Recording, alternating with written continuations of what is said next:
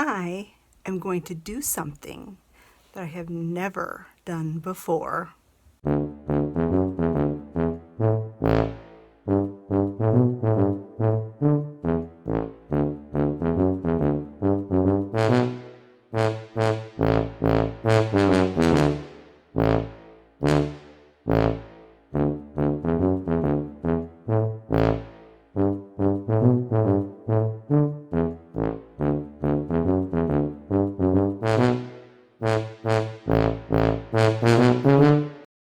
Hello friends, in this video I am going to do something I have never done before, and that is put a Christmas tree up in October.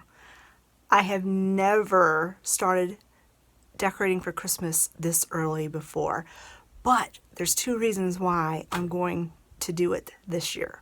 First of all, my chiropractor highly suggested that I take my time decorating for Christmas. I don't think he meant to start quite this early, but he said to give myself plenty of time and not try to do it all in one weekend. The second reason is because a really good friend of mine gave me an authentic, vintage, 1950s, I believe, aluminum Christmas tree with the color wheel. And we needed to get a light bulb for it. That was the only thing that it needed. We had to get like a specialty light bulb. It was like a floodlight, but we didn't want the kind that got hot because that would be a fire hazard. So we got an LED cool floodlight bulb for it, and it came yesterday. And so I can't wait any longer. I am going to get that Christmas tree put up. And of course, it's going to go in my vintage room downstairs. I'm not exactly 100% sure where I'm going to put it in this room, but this is where it's going to go. A vintage tree has to go in my vintage room. So come on, friends. I'm so excited to put this tree up and put it together. Now, I don't have the ornaments that I really want for it this year. Eventually, I want to get some of the vintage, I think they're called Shiny Bright ornaments. I haven't found any, and I haven't had really much chance to look for any. So I'm not going to obviously be able to use those this year, but I do have a lot of blown glass ornaments, and that's what I'm going to decorate this vintage tree with. So let's get started. I'm so excited. All right, so this is the tree, and hopefully you don't hear any background noise, but Scott's watching something on the computer in his office, and it's kind of loud. But anyway, this is the tree. This is the original box, and it does have the instructions on how to put it together. I need to find that, and let me show you the color wheel. So here's the color wheel. And there's the light bulb that we had to buy. And you just plug it in, and then this turns, and the light bulb glows, and it projects light onto the tree, which is really cool. Here's the box that came with it. And I think the instructions are in here. Yeah.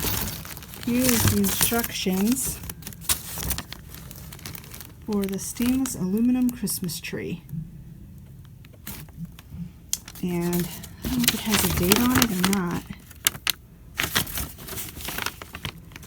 but I'm going to go ahead and read this, get the tripod put together and set up so that I can start putting this tree together.